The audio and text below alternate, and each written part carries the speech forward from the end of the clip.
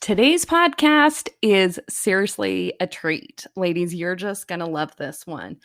Today's guest on the podcast is my friend Jess Burgio, and she is just pure fire and light. Like, just meeting her, I was like, yes, you are the energy, the vibe, the woman I have been looking for. Jess was part of the recent mastermind that I went to, and just like Joanne, my last guest, Jess is just incredibly talented. She's got so much knowledge. She is just as real as they come, and our conversation was absolutely beautiful.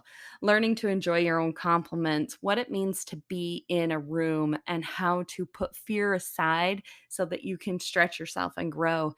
An incredible conversation on tips to finding women to do business and life with. So be sure to relax and settle into this one. You might want to listen to it twice because it's really that good. And enjoy my conversation with my guest today, Jessica Burgio.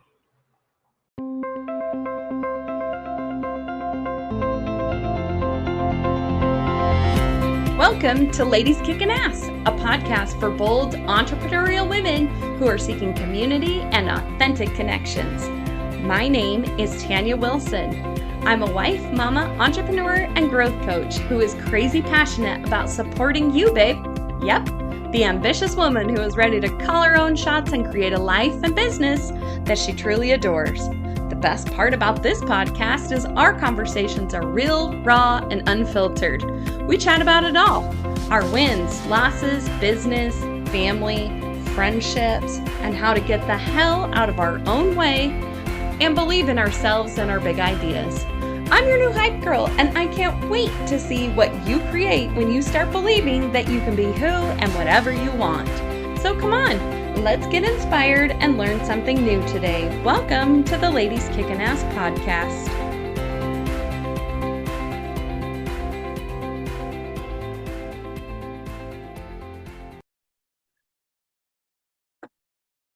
Welcome back to another episode of Ladies Kicking Ass. I'm so excited to bring my guest today.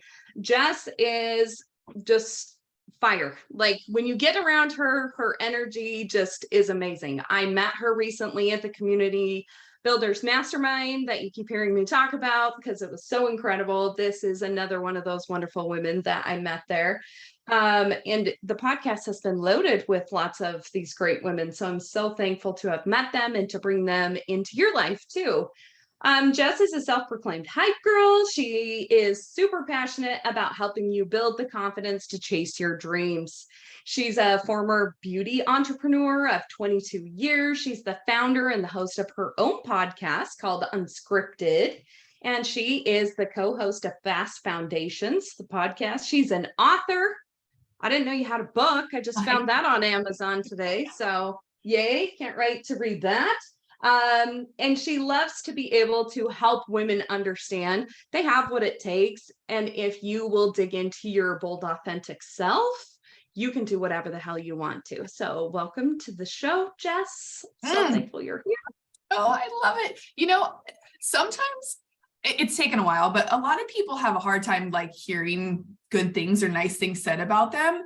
And I learned this from Chris Harder of not only being able to edify somebody really well, especially a guest on your show, but also to be able to receive that in like real time when you hear stuff back, because we submit our own bios, right? Like you asked that from me. Yeah. I wrote it. I had help with some of it, but it's really just cool to sit in that energy and like recognize all the things that you've done. And I'm sure anybody listening has a laundry list and maybe they don't have a bio, but they could go through if they really sat down and think about all the cool shit that they've done or accomplished. And we don't often give ourselves a moment to like receive that or think about it. So I always love being intro to a podcast. It's great.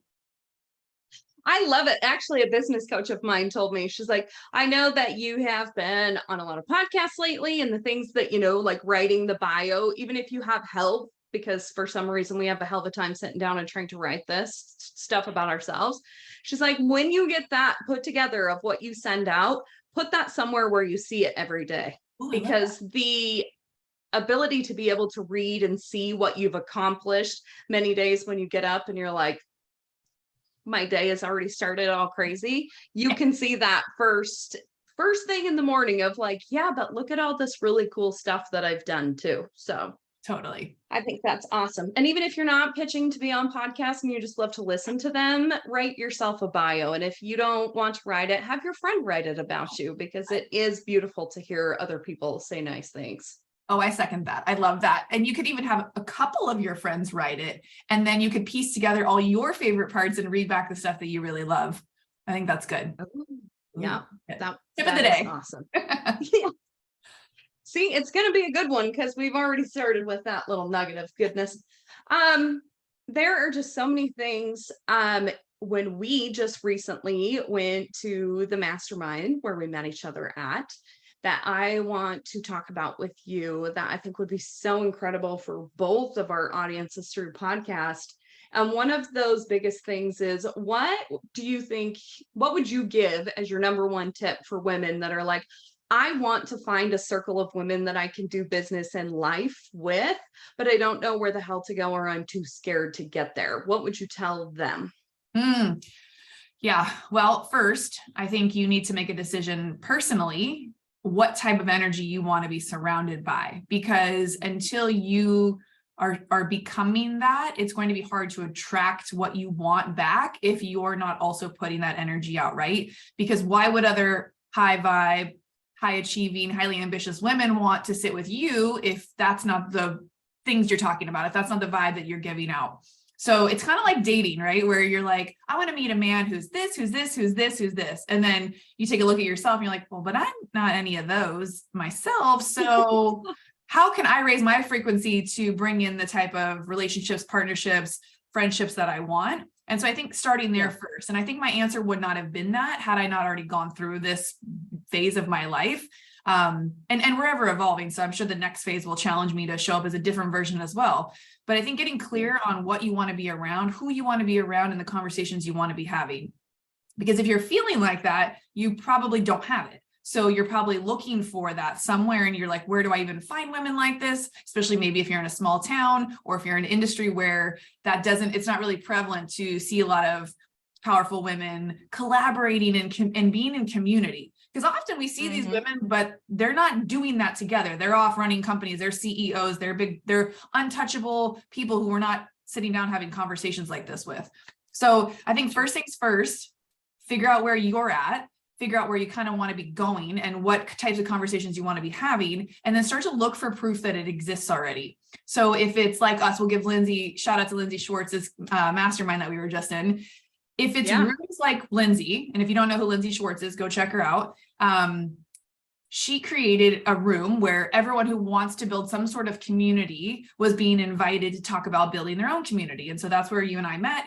And in that room, of course, we expected to have these high-level conversations because we all kind of knew what to bring in, even if we weren't really sure that we were ready to be in that room. And you said something to me, along with a few other women who were like, I wasn't even sure if this was the right room for me, but I thought it was. And I'm so right. And I'm so glad I'm here.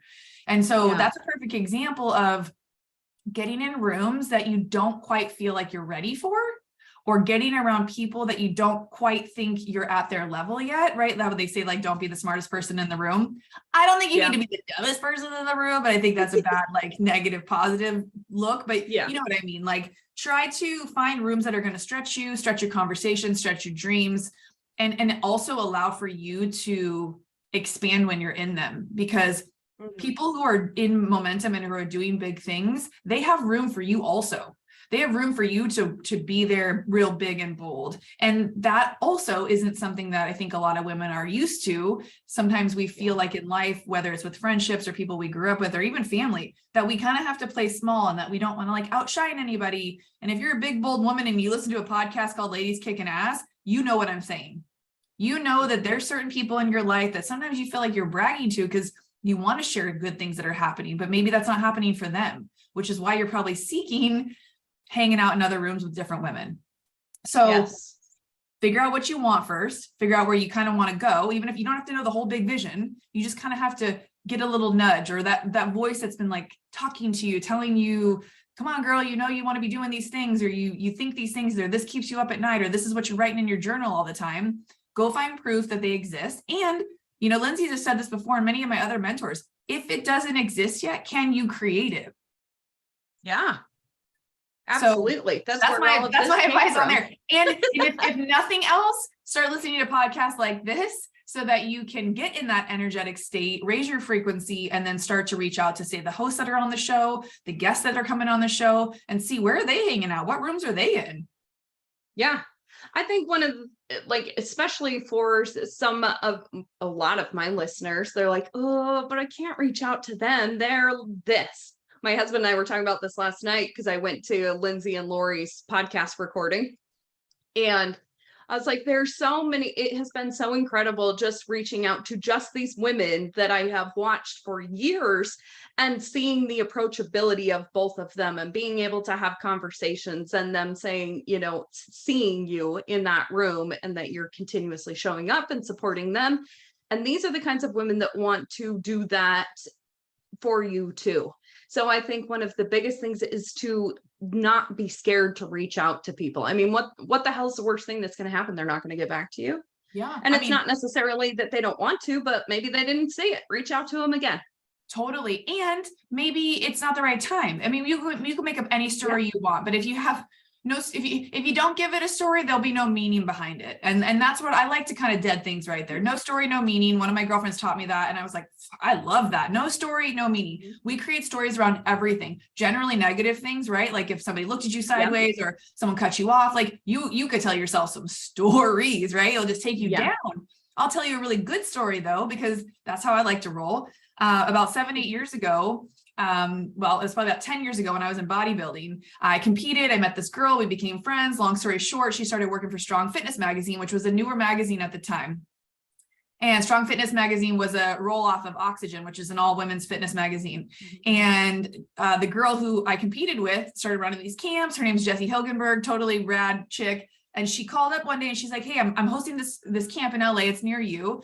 You should come. And I was like, awesome. Like, what do I do? She's like, just show up. And guess who was there? Lori Harder. And there was only about 20 girls in the room. I got to work out with her all weekend, and I got to be with her sister-in-law, Jackie. And this was, 7-8 years ago. And through the power of just showing up, getting in rooms, being invited to a fitness weekend, I was a little intimidated. I was scared. I didn't really know anybody. I didn't really know the girl that invited me. No idea what to expect, but it expanded me and it expanded my network. So then a year later, Jessie got pregnant. We had hosted a couple in San Diego, or she had hosted a couple in San Diego. And Paul Busetta, the head chief photographer of the magazine, and I had become friends. And I said, Paul, you really should have other people running these camps too, like other ambassadors, other people. And he's like, well, funny you say that. Jessie just kind of resigned and we still have your San Diego camp coming up. Do you want to host it? And I was like, well, I don't have a fitness following. He's like, well, don't you know somebody who does? I said, I kind of know Lori. And he's like, you should call her and see if she'll host the camp with you. And I was like, yeah, right. Me call Lori Harder and ask her to come down and host a little girls weekend camp. She said yes. And then she proceeded to host next year's with me. And that's how we became friends. That's how she invited me to the Bliss Project, which was another room I got in. Being gifted a ticket by just getting myself in that very first room, then having the whats to ask her to come and host something with me, right? Worst case scenario, she said no, but she said yes twice. And so we developed a friendship, and, I had looked at her like many of us do, right? She's been in the game a really, really long time, had massive success, and she just shows the F up. And I was like, that's the type of woman and energy I want to be around. What is she doing? Where is she going? Who is she spending time with? And so that's how I'd already followed her, because she was on the covers of fitness magazines, and that was like my thing. So it just took our relationship deeper. And so that story I tell you because so many positive things have come out of that sense. Not only did I end up getting to know her really well, going to the Bliss Project, then I got to volunteer the next year and see the behind the scenes. And then because I do hair and makeup, I got invited to do hair and makeup for her one time when she spoke at another event. So like the trickle events that happened after putting myself in the rooms, it's ridiculous. I then took her husband's mastermind. Then now I work for that mastermind. So you can see the power of just showing up and the effect it can have long-term in your life and where you end up going. Yeah, all for doing a fitness camp. Yep. It's absolutely insane. And people think, well, what am I going to learn from somebody that's in the beauty industry or the fitness industry? I'm in the trade services or, something else. You can learn something from everyone. Most things that you do with business, I get all tongue tied because I think of a million things at one time. Like you can apply them anywhere. Yeah. It's truly the art of being able to talk to people and to get to know people. And through that, you can sell, through that, you can educate, you can do so many things. So don't ever be intimidated by who's in that room. Think about all of the incredible things like, wouldn't this would be so cool if, you know, that was my big thing going into it. I was so damn nervous to go to that mastermind. I remember like days before, like crying to my husband one night, like, I don't think I can go. I just like, what am I going to do in there? Like, I own a friggin' septic company. These women are like creating all kinds of crazy stuff and doing amazing stuff. And then you get into that room too, and you realize there's people that haven't even started running a business yet. There are people that are just thinking about stuff. Many times you think you're way further behind than you actually are. So you are actually one of those people that someone else in that room is going to be able to draw strength from and to be educated by. So you need to show up for those people that need you in that room as well. I feel like we need to touch on what you just said. So you said something along the lines of people in your industry can't see why they would go to a fitness weekend or why they would talk to somebody in the health and wellness or whatever.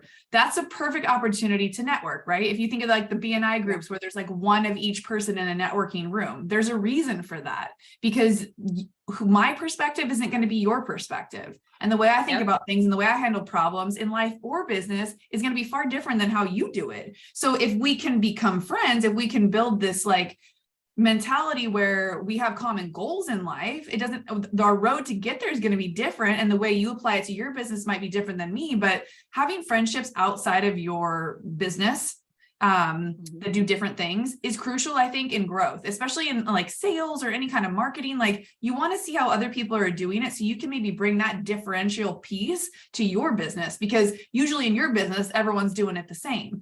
So I find that when people think like that and they want to stay in their box of like who they know, what they know, it keeps them really, really stuck, and it keeps them like hitting those glass ceilings where they're not able to see things for how they could be. Yeah.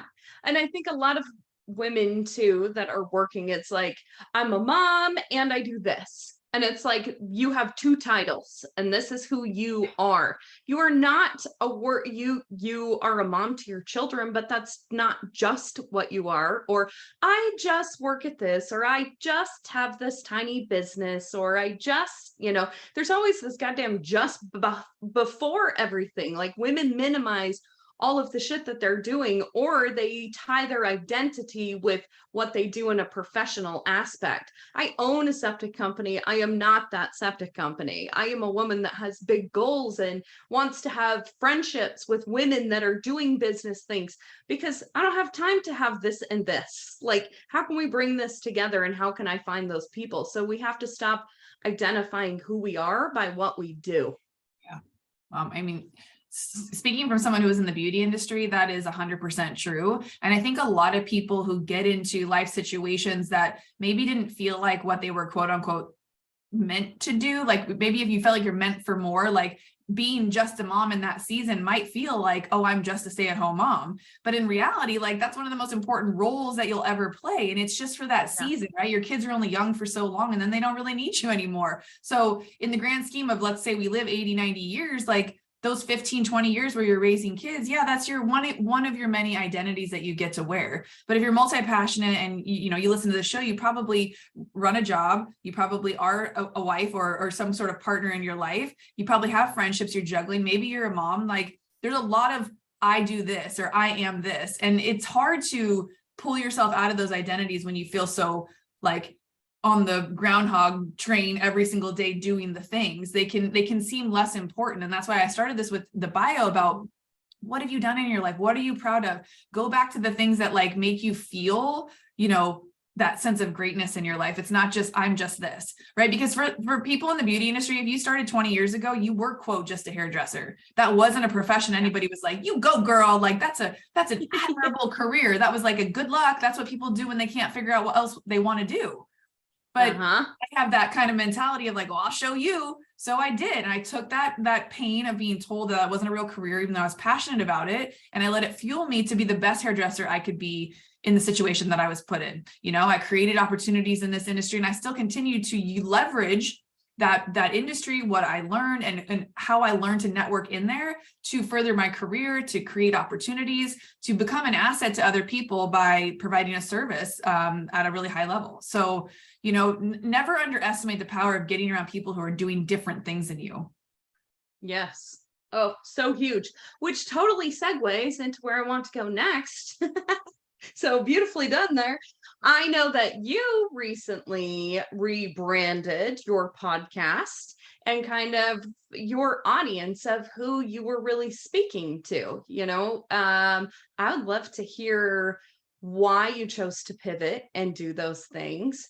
And I think a lot of times women find themselves at an impasse of like, well, I've done this for so long. This is just my career. This is just who I am. I'll just finish this out. When deep in their heart, they have a desire to do something else. So where did you find that it's almost like permission to say, bullshit, I'm going to do this now, or I'm going to turn this direction. So tell us your story with that. It was straight up watching other people do the same thing. It was finding the proof I needed to see that other people were making big moves in their life and in their businesses for me to believe it was possible for me. Because watching my mom, that's not what she did. Watching most people in corporate, that's not what they did. They rode it out. They stuck to one thing. They got probably really good at it, and they just sunk their teeth in, and there was no ifs, ands, or buts whether they were going to change careers. For me, deciding to become a hairdresser at 17 years old, like I kind of had a knowingness that I was going to want to do other things later in life. And so I would make a joke around, this is what I'm going to do until I figure out what I really want to do. And I knew that talking to people every single day, I knew that putting myself in high level salons and spaces and going to classes and educating myself was going to further my career more than I could have ever seen possible. At the moment, I was looking at, okay, how do I learn how to do this haircut? How do I learn how to give a good client experience? But in the grand scheme of things, like I learned how to be patient. I learned how to listen. I learned how to really be able to communicate with people. If you're telling me what you want verbally for a haircut or a color, like I have to really be able to understand you. So I got really good at asking questions. I got really good at getting curious about things. I fell in love with creating meaningful conversation in my chairs as the differential piece of what made me a better hairdresser than someone else. It was the full package experience, because I knew I wasn't going to be the best hairdresser in the entire world, but you for sure were going to get the best overall experience with me. And so after about 17, 18 years having my son, he was probably 8, 9 years old. And again, being put into Lori Harder's world, being put into that fitness world, seeing things outside of just my box, I started to see what was possible. I started to entertain ideas of like personal training, which I got into. Again, same skill set I got to use on my personal training clients that I had developed doing hair. So I was like, wow, okay, this skill set transfers over to this same industry. Cool, that's interesting. I can be successful there too. And it just led me down this path of like, what was possible for me? What else was out there? And lo and behold, Chris Harder came out with a mastermind for early stage entrepreneurs. And he used a key term that stuck with me. And it was called an accidental entrepreneur. He picked up the phone one day and he was talking about this. I've been asked a ton to create this mastermind for people just learning how to scale online businesses. It's called Fast Foundations. This is for any of you accidental entrepreneurs who've kind of just been winging it. And I was like, oh my God. That's been me my whole career in the beauty industry. I've kind of just been winging it, especially when I went out on my own and started booth renting. You technically are like your own little business entity. And so that messaging spoke to me at the right time from the right person. And thankful to trusting my gut, I put my credit card on the line and I was like, this doesn't make any sense. I actually don't have the base of what he's saying I need to become, like to get into this mastermind. At the time, it was like $50,000 you need to be making in your online business in order for them to help you grow and scale. So I remember I reached out to him and Lori separately and I said, hey, so I'm making well over that in my regular quote business. I don't have an online business. Is this the right mastermind for me? He's a great salesman, but also he said, yes, you should get in the room because you never know how these people can help you come up with an idea, create a business. You can meet your next business bestie. You could collab with somebody, whatever the case might be. He's like, I just highly recommend masterminds have changed our lives. Like it's the place to be. Lori answered in a similar way. And I just trusted my gut. And I'm like, you don't know what you don't know. I didn't go to traditional college, so I'd never invested, a good chunk of money and time into something. And I'm like, man, if I can in 6 months learn the fundamentals of online business and marketing, maybe I'll have a chance out there. Because I was the last kind of generation. I'm 42. I didn't grow up with the computer. I didn't grow up with all the tech and shit. And I didn't build my business behind the chair with any of it either. So I was like, sink or swim. Do you want different? All right. You gotta show up and learn different. You got to be the new kid again. Because I'd been like top dog over here for about 18 years. So I put myself back at the very bottom, not knowing a goddamn thing. And I walked into that room feeling all the feels that you would normally feel going into a room where you think everybody else has their shit together. Just like you kind of maybe thought when you walked in the room. You shared that with me a little bit. And that was me in that room, along with 45 other people. They all were feeling the same thing. And so long story long, that mastermind is what opened my eyes to the possibility that I literally could create anything from this moment forward if I wanted to. All the tools and resources, YouTube, Google, coaches, masterminds, it's all there now. People have been creating it for people like me because they were people like me at one point. And so that was the shift that started to happen back in early 2019. I joined that mastermind. And during that 6-month period, I started my networking groups focused around bringing the beauty industry together to network with one another. I started my salon. My dream space like fell on my lap through one of my clients. But not only did it fall on my lap, I was ready for it. I was ready for the challenge. I had this wherewithal of like marketing. And then 6 months later, COVID. So it's interesting how you go through things thinking it's going to be it, right? I was like, salon owner, that's it. That's where I'm going. And then 6 months later, I was like, nope, here's your time. You've been wanting to start a podcast. I watched Chris and Lori both start podcasts. Lindsay started a podcast. And I was like, you've got the time, you've got the resources. I had a client who was like a videographer. I'm like, let's start recording. My industry's pissed off because we're closed right now. That gave me premise, something to talk about. And I at least knew enough that I could start the podcast about one thing, get known for it, and then pivot at some point. I at least knew that I had that permission, because had I thought I had to only talk to the industry for the rest of my podcast life, I would have probably not started, because I had a feeling already I wanted out. You know what I mean? I was like, am I going to do this for another 20 years? And so the podcast gave me the ability to kind of start to get known in the industry as something other than just a hairdresser. There I go saying just a hairdresser, right? Because at this point now I'm a salon owner. Now I'm a podcast host. So I'm starting to add on to my titles. And I had Chris on as one of my guests, and I said something about coaching, and he said, well, we actually brought in support coaches for the mastermind. Would you want to be one of them? And I had dreamed about becoming a coach, one day. I thought to the industry. And so I said, are you sure? And he was like, I think you'd be great. He's like, how would you rate yourself on accountability? I said, 11. He said, what about strategy? I'm like, probably a 9 or a 10. He's like, that's all we need. Accountability and strategy are what most people struggle with. And I said, oh, I got that. So, I knew I didn't have to become him at that moment in order to help people who were in my shoes just a year prior. So it gave me all of this confidence to like step into these spaces of podcasting, of coaching. And I wouldn't have had those opportunities had I not put myself in the room with Chris, had he not seen my drive, had he not gotten to know me. I would have never even met him if I hadn't shown him to that fitness thing with Lori and that girl, Jessie. So you can see how these events all totally stretched me, totally put me in kind of an uncomfortable situation by going to these events alone. But what I've learned is when you kind of show up with not a lot of expectation and just this openness to receive and to be there and to the possibility of what could happen, that allowed for all this cool stuff to happen. So that's where the whole transition kind of came from. And then, throughout that process of the salon, I met somebody, and, different seasons in your life change what you want. They change what feels in alignment. And so often we don't give ourselves permission to switch things up. We're like, nope, this is what I do. Can't move, can't do anything. Yeah. So, and then you wonder why shit doesn't feel good to you anymore. This used to feel good to me, but now it's just a drag. You're like, no shit, because the universe is trying to tell you, maybe it's time for something else. You just keep beating your head against the wall, trying to get something to happen. You need to listen to what is going on around you, because I feel like there's more clues showing you a path that may be better suited for you all around you all the time, if you're willing to take a look at something, Totally. It's fascinating to me. And you know what, something that's so poignant that we have to pull out of what you just said too, is get into that shit before you're ready. Like you said, like I didn't have what I was making on an online business. And so, but I called them anyways. And I said, hey, what do you think about this? You know, so many times maybe you don't fit the qualifications of stuff. I have a 7-figure business, but I am not making anything off of this little online thing yet. But I've got a podcast, we've got a website, we're launching all these things. Then ask. What's the worst that can happen? They tell you no. At least you're still on their radar now because they know that you're interested in what they're doing. People want to know that.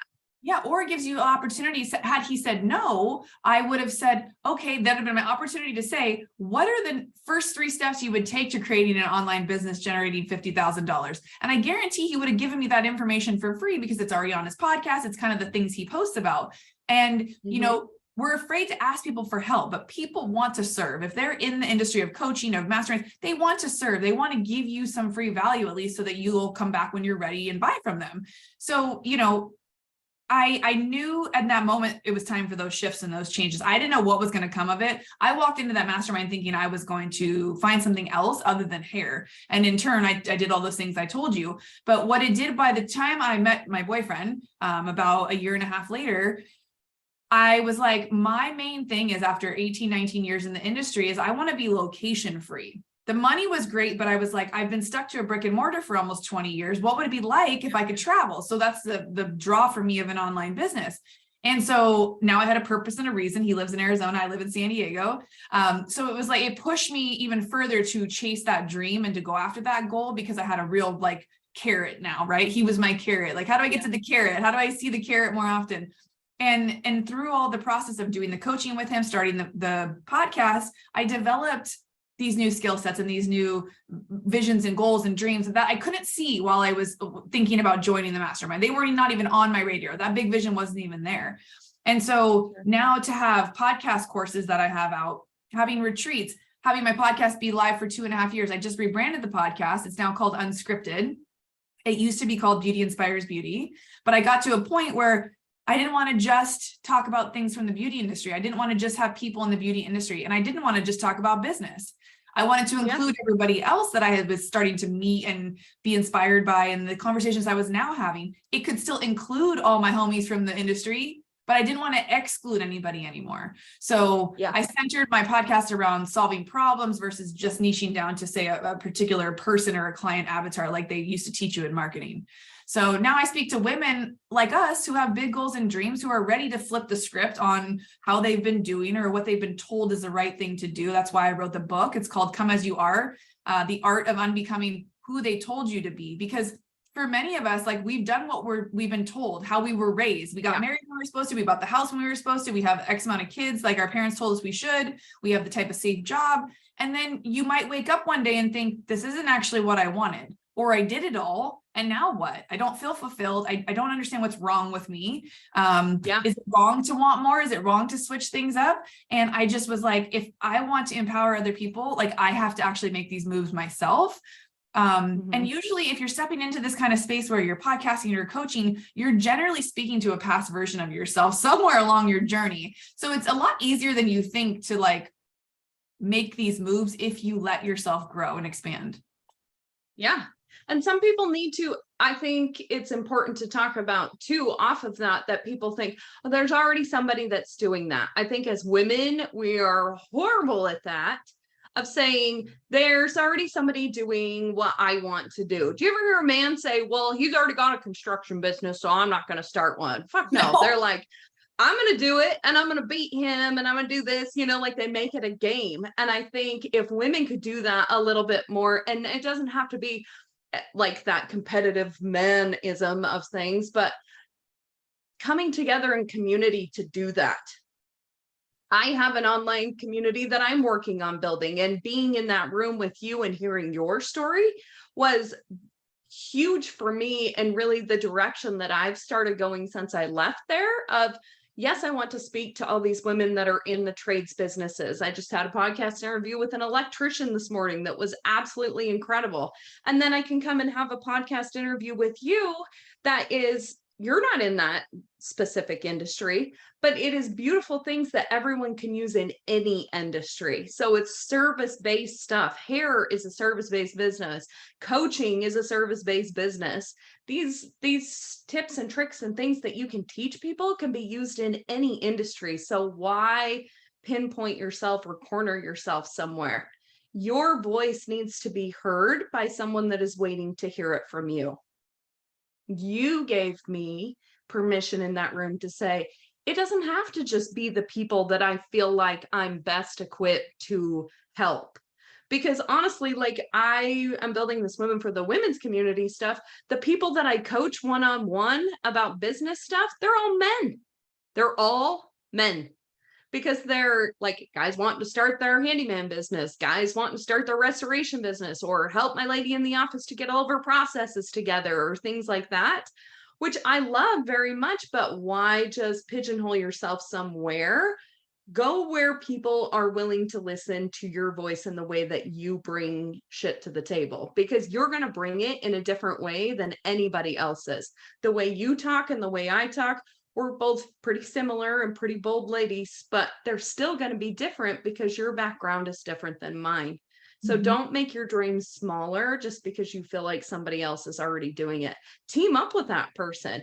I want to be in your community. I'm going to sign up for that after this, just so that I can see what you're doing with things, so it can help me be able to build some of the stuff that I want to be able to do with that. And when you're with the right women, they want to help you get to your next step. They're not intimidated by that. They're not saying, oh my God, you ripped me off, because you're going to be different than they are. Yeah. And you'll feel hopefully like you have permission to ask for their help to help you create something that is yours and yours alone. And everything that you just covered and said is basically like the root of growing a personal brand. You know, we talk about that a lot, and people are like, well, what does it mean to show up authentically? Like, I don't know what that actually means. Well, it means being able to share your perspectives, even if they're similar to someone else's. Tell it from your lens, tell it through your experience. And like you said, we could literally be talking about the same sort of like things, but like I'm going to have a different perspective. That's called a conversation. That's why podcasts are so popular, because people want to hear other people's perspectives. They may not agree with them. They don't always have to agree with everything you're saying, but that's how you become authentic, or that's how you show up authentically, knowing that the people who are meant to hear your message or who will resonate with your stuff that you put out are for you. And that's how you slowly start to build an audience, which hopefully then turns into a community. And then you lead them to, you know, what it is that you have to offer. If it's something bigger, like an event or even a podcast, like being able to be yourself in whatever season you're in unapologetically is going to allow for a personal brand to develop without you trying too hard. And that's the thing with us. I know a lot of us want to work smarter, not harder. That's working smarter, not harder.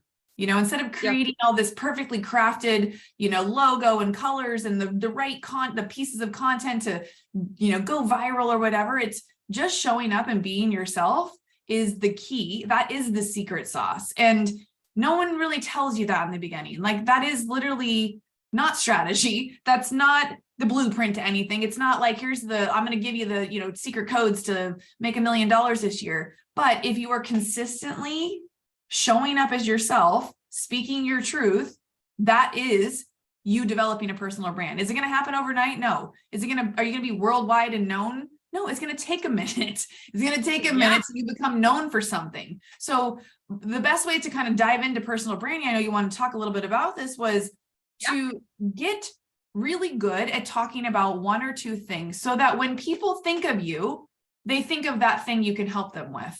So for me, for a while, people were confused because I was still working behind the chair. I was a salon owner, and then I was podcasting with salon owners. And then I was offering coaching and business consulting to salon owners, and people just kind of pigeonholed me as that was all I was doing. Then through the process of my podcast, I fell in love with the process of podcasting. People started to reach out and say, hey, how did you start your show? Or, hey, can you help me figure out what mic to buy? Or, hey, I'm really stuck on the tech stuff. Or, hey, can I pick your brain about this podcast stuff? So that came to me. People were coming asking me by way of showing and talking about my podcast. I didn't sit down and think, okay, what's going to make me a bunch of money? Okay, I'm going to do that. Because to me, that's not authentically how I want to show up. and what I want to be Right. doing. You know, that shit's like short-lived. If you pick things off of just the revenue, like you're going to get bored. People with tons of money are miserable. We know this sometimes can be true. But if you're doing something or talking about something you're passionate and that you like, it's going to be so easy to sell because people are going to buy that energy. They're going to connect emotionally to that vibe that you're putting out because you're just so excited to talk about it.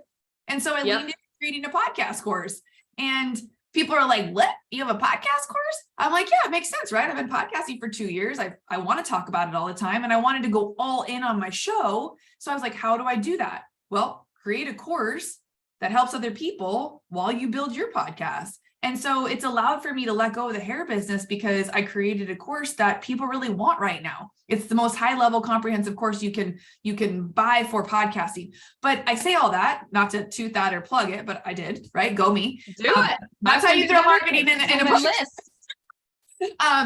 I know that that's not going to define my career forever and ever. I'm probably not always going to have a podcast course or be known as the girl to go to for podcasting. But right now in this season, when I sit in rooms like the one we were in, if people start talking about starting a podcast, I want them to be like, oh, Jess Burgio knows all about podcasting. You should ask her.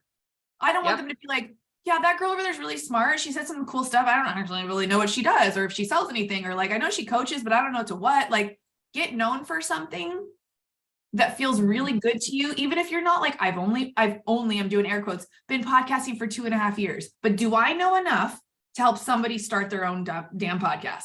Yes, I do. Heck yes. So, and the things that you think other people already know, like what kind of mic to buy or what to set it up on, like that might have come easy to you to figure out. It doesn't to somebody else.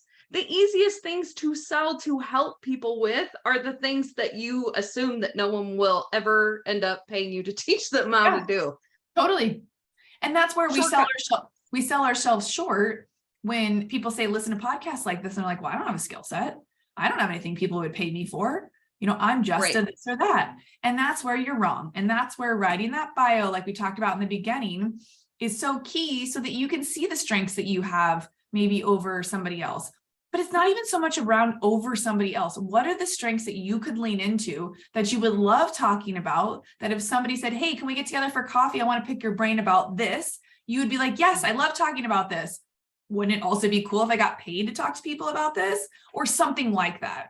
That helps you lean into whatever that is. And that's maybe with like a coaching type of aspect, but whether it's a skill set, like maybe you're not a hairdresser, but everybody kind of knows like you're the underground person who cuts all the guys' hair. Maybe you fall in love with hairdressing, but you're like, oh, I could never, right? Like, so lean into things that start to take interest in your life. Mm-hmm. If somebody's saying, can I pick your brain about something, you can monetize that because they know that you know what you're doing. So just a little tip there too. Yep. Another thing I want to talk to you about, this is kind of coming off of that too, but I have heard in so many podcasts lately, and we discuss this a lot in the Mastermind, about channeling into different kinds of energies. You know, like, do you have to be this specific person for this group of people? Do you have to be this specific person for this group of people? And what does that mean really when you're trying to become your authentic self, when you're building a personal brand? Is it okay that you come across as, you and I obviously have very masculine energy to our conversations when we're talking to people. Sometimes that can be intimidating. Do you, I don't want to say shrink, but do you change yourself to be a more feminine energy so that you can appeal to the masses of stuff? Or do you think it's important that you channel the energy that feels most natural to you in order to attract people to your personal brand? The last part. You want to not have to force anything. There are so many things in life we have to force, right? Or to work really hard at. But you getting to be yourself is the part that should be easy. Now, you might be going through difficult shit on your own, unsure of what you want to share. That's a different story. I don't think you should share things you don't feel comfortable with sharing. Definitely, we don't shrink around here. And that's the part where you have to kind of slowly edge into that energy of being confident enough to be yourself. We all know who we are deep down. We all know how we really feel about things. And we all know who we can speak our truth to and who we should just kind of keep our mouth shut with, right? Like you're one person around your parents, right? You're probably on your best behavior. You probably don't swear. Then you get with the boys at the bar and you're cussing and you're looking at chicks, you're doing this or whatever, you're talking to boys, like you're a different person. So I do think it's a very good skill set. And I had to learn this behind the chair because I would get a different client in my chair every time. So I had to learn how to be the best version of myself for each client, right? Some of my clients are in their 70s. Some of my clients are like 19 years old. I'm going to act a little differently with each one. But at the end of the day, I'm still going to be me. And so sometimes you turn it up to match the level of energy that's around you. And sometimes you turn it down.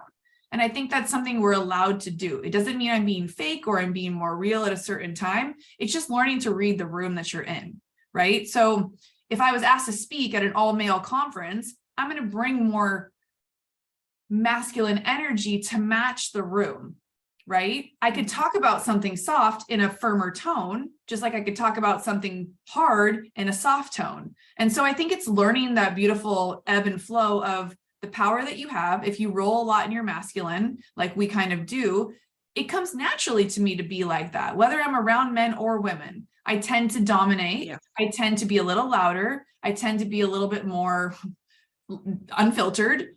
It's just who I am. And for years, even in junior high, I remember one of the teachers calling me sassy. And I was like, oh, I went home and I said, what does that word mean, Mom? And she said that you're kind of bratty and that you kind of just do whatever you want. And I was like, it does?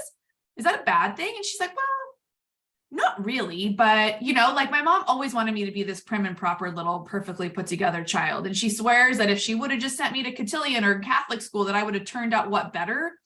But girl knows how to put some heels on and behave herself. Okay. But I also know how to go down to TJ and be a little hood rat. So there's so many sides of us and so many identities and roles we get to play. So this is another example of, if it feels inauthentic to do it, then don't do it.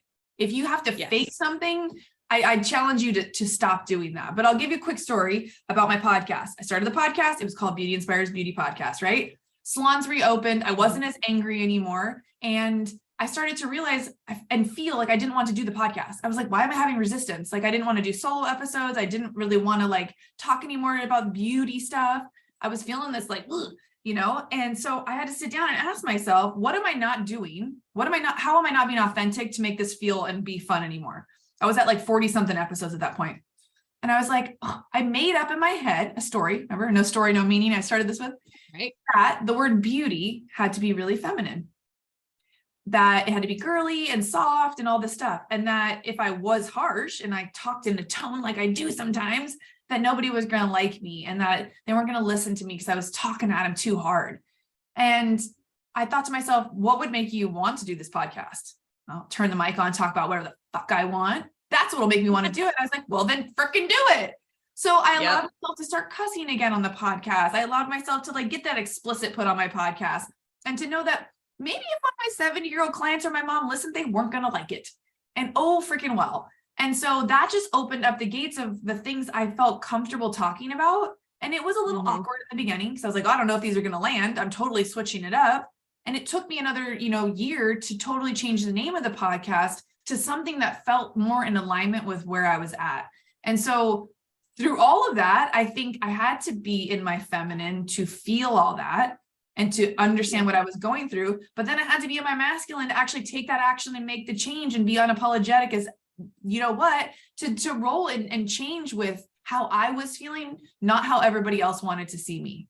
And so I hope I answered kind of that question, because we do ebb and flow through it. Men do it too. It's not just women who roll in their masculine sometimes. So being in an industry, the beauty industry, where there was a lot of male and female energy from all different types of people, you kind of just learn to, I'm a projector too, for any of those human design freaks out there like myself. Projectors take on a lot of energy. And we kind of become the energy that's around us. And so I had to learn how to filter that out and be discerning around what I let come in and what I didn't. And so when you can kind of establish your base, that slightly masculine is where I do my best work at, so I've learned to love that part of me and not see it as a weakness. I use it as more of a strength for me. Perfect answer. Seriously. You don't have to pick And I think that's where people kind of get hung up in like, well, who am I? Because I am this person here and I am this person here, you know? I have a bunch of children. So like I'm very like feminine and mommy to them, you know, that, you know, their dad's not like that to them. But when you same that thing that you talk when you're around the boys all the time, that natural energy sometimes just comes that way. I think anybody that is kind of a high D person, high achieving person is going to fit naturally in some of that masculine energy because you're just a get shit done type of person. So I think there's nothing wrong with that. And a lot of times we get told, I got called sassy a lot too when I was little, mostly from my family. Like, why are you being so sassy? I'm like, or like, why do you behave this way? You know, maybe sometimes you've been challenged because you are like that. Use that, you know. My daughter is sassy pants and a half. And when somebody says something like that to her, I'm like, someday that's going to serve you well. Not with me right now, but someday. Yeah, same for my son. He's 11 and he's got a touch of ADHD and he loves to be the life of the party. He's an only child, so school is like his social time. And everything that he gets in trouble for at school, I tell him, you know, were you being like your best self or were you just being an a-hole? And a lot of times we'll talk about it. He's like, I just wanted to talk to Tommy. I haven't played with anybody all weekend or whatever. And so I tell him, I said, your dad and I are both people who talk all day for work and we both walk around and stand all day for work. We don't sit for 8 hours being quiet. So you too will find a career that allows for you to be yourself. He's authentically chatty. He's authentically outgoing. He's authentically like high energy. That's going to serve him really well if he chooses the right career. Yeah, for sure. I think it will serve him super. My son has the same thing. They're like, he's always out of his chair. He always wants to be helping somebody do something. And I'm like, and you're literally telling him that that's wrong. It's a beautiful thing. It's one of the things that I love the most about him is because, man, this kid sees anyone struggling. He's there in an instant to help no matter what. He'll give you his last candy. He'll do all these things. And society is kind of telling him like, calm down. You need to sit and wait your turn or be, you know, don't do this. And it's those things like that. We just really have to continue to encourage our kids to be their authentic selves. You know, a lot of times they get that damper put on them too of like, oh, you're talking too much. Like all of those girls that were in that room with us probably all at one point were sent to a principal's office for talking too much. You know, it's amazing. And that's an excellent thing I used to get in trouble for all the time, and now we get paid to do as a living. So it's pretty cool to see how that stuff comes out when you stop stuffing yourself down. Well, and if you have mostly women who listen to the show, you just did two key things that we've been told growing up repeatedly. Don't talk too much, don't talk over other people, and wait your turn. When you're in situations where you realize you're waiting for your turn, but like you no longer need the permission anymore, no one's there to tell you that someone's not coming to give it to you. No one's there being like, oh, now it's your turn. Lindsay made a joke about this in one of the podcast episodes where you just sit and wait for people to tell you it's your turn. And my friend Christina Laguerre, she's a high achieving. She was in the golf world. She rolled with the boys, like super inner masculine. She's a confidence coach. She's literally like, decide it's your own damn turn. That's the name of her podcast. Decide it's your turn. It's like making that decision that it's now my turn. And only you get to decide that for yourself. I mean, if you're around our age, like ain't nobody coming to give you a trophy for sitting on the sidelines any longer. So if you want something, you got to go out and get it. You got to go out and figure out what you need to get the support around it, like us getting in that room for that mastermind, starting a podcast. If you want to talk about a certain topic that you can't find that info on somewhere else, creating a community of something that you wish existed. Like these are all real things that no one's going to come and ask you if you want to do them. No, they're not. And I know Lori's talked about this a lot lately too, like anoint your damn self, like get yourself in the room. For years, I was like, well, if somebody invites me, then I'll go. Or I don't want to go by myself because I don't know anybody there. That can be the most empowering thing ever. If you're scared shitless to walk into that room, you must walk into that room. Yeah. If it's something that you feel like you need to do, it's not a maybe, it needs to become a must. because you're not going to grow until you get into those. Even walking into the podcast recording I went to with theirs last night, I was like nervous as hell walking in there, which is so stupid because I've been to 2 of them and spent days with them at this other thing. But it's like, who are all these other women going to be in here? But my energy last night was almost a little bit different going into it the 3rd time. I was nervous, but it was like, I'm excited to see who I'm going to meet. Who am I going to meet? Like, normally I go in there and sit there and kind of be quiet for a minute. And I know we talked about that too, that you were like, I don't know if you like me or if you're just watching it. I'm very much an observer for a little bit, and then I'll find somebody to go talk to, and then I don't shut up. But last night I was like, I'm going to go in there, I'm going to sit next to somebody, and I'm just going to start talking to someone in that room. And of course, the person I sat right next to was somebody I have followed on Instagram forever. I didn't even realize it when I first sat down and started talking to her. And then she's like, let me give you my phone number. I would love to be on your podcast. And we were talking about stuff with Lindsay. And when she puts her phone number in there, I'm like, holy shit, I didn't even realize that it was her. So it's amazing when you get in there to see what happens. Showing up, it's almost like the universe giving you a gift of saying, hey, you showed up. Here's this person for you. Here's this energy for you. Now take this and apply it to what you're working on.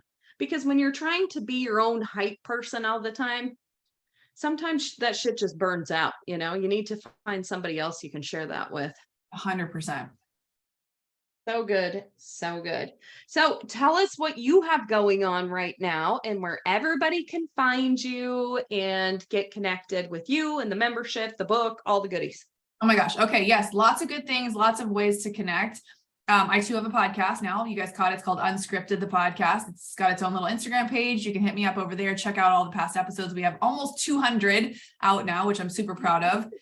There's a membership right now you can jump into. It's only $25 a month. It's one of those community membership mastermind type of vibes that I've created because I like having conversations like this on a deeper level. So it's the podcast, and then you get access to the membership. You get to hang out with other women. I know you're building a community very similar.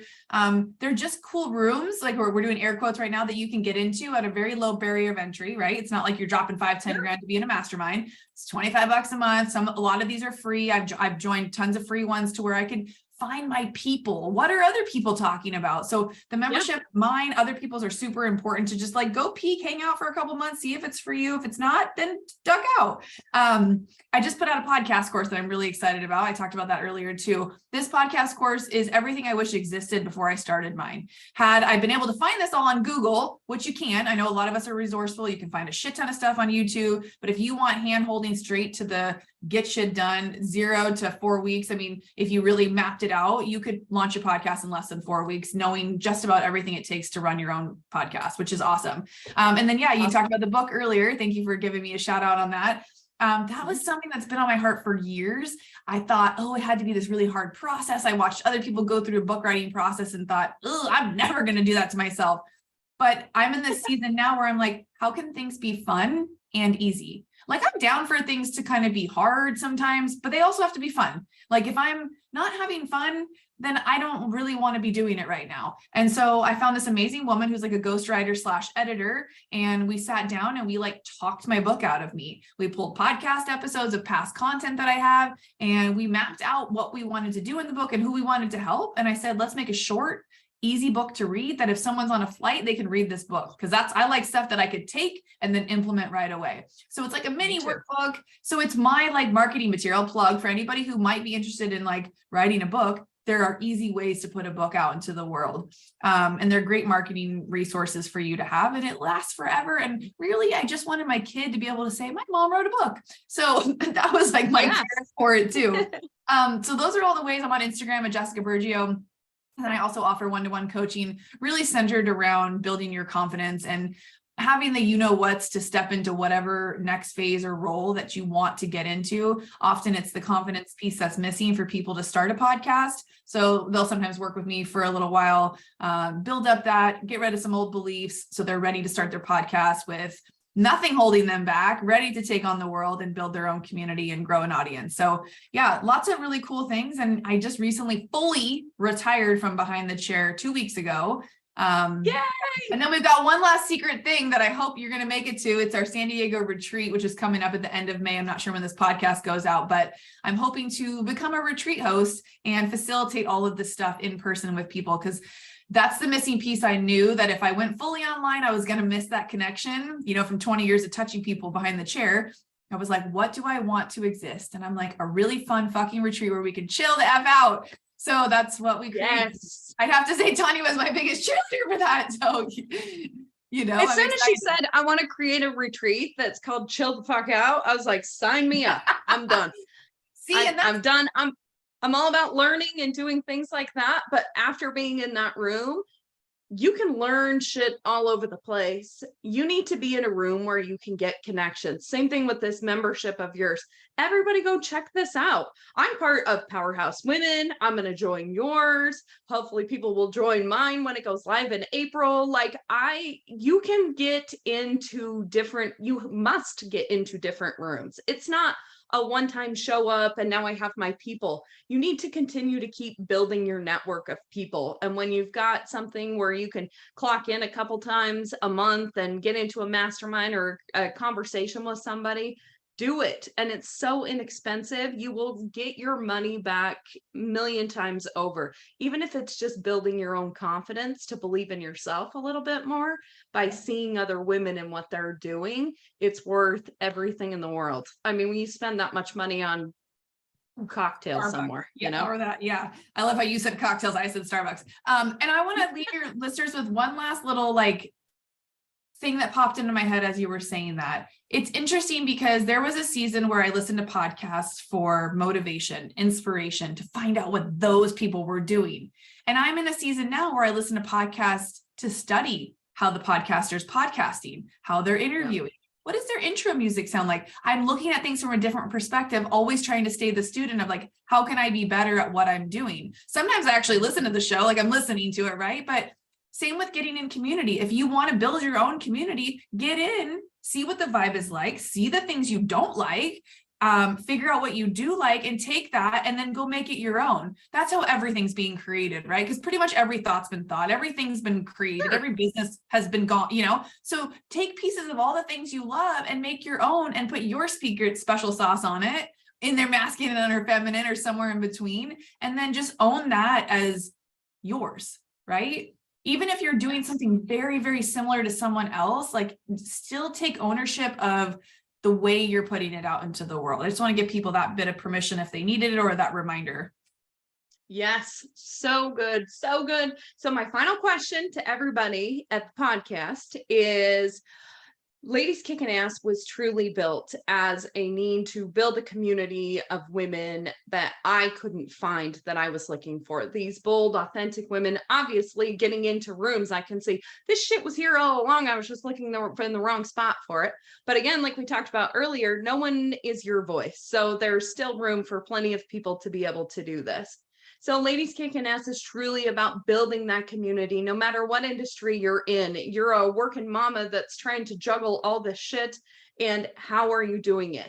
So I think it's very interesting to hear when I say the word ladies kicking ass, people are like, ooh, that's cool. What's that about? So my final question always is, what does the phrase ladies kicking ass mean to you? Oh, that's a great question. I mean, I look at people as definitions. You are a lady who's kicking ass. And it's just the whole gamut of how you're showing up and how you're unapologetically stepping into your next level, and the way that you are just being. It's a way of being. Ladies who are kicking ass are just truly being themselves, I'm hoping. And, I feel like there are seasons throughout even just our day. One day at a time can have different seasons where we feel like we're kicking ass, and sometimes we're getting our ass kicked. So I think it's the ladies who are not giving up, who are talking to themselves in the most positive way possible, who are lifting other people up. Those are the ladies I salute that are kicking ass. Beautiful. So true. So true. Thank you so much, Jess. I cannot wait to see you in San Diego. and it's going to be so incredibly awesome. I'm so glad that you were doing that. There's so many people that need that. This can become popular. You're going to have to host a few of these so everybody can attend them. So I'm excited. I'm looking forward to that. I'm looking forward to joining the membership and seeing what that holds in there and the people in there. I'm sure that will be a blessing too. So everybody check out everything. I will leave everything in the show notes for you. And just thank you so much. I appreciate you and your friendship, and just getting to know you has been such a pleasure. So much fun. Thank you.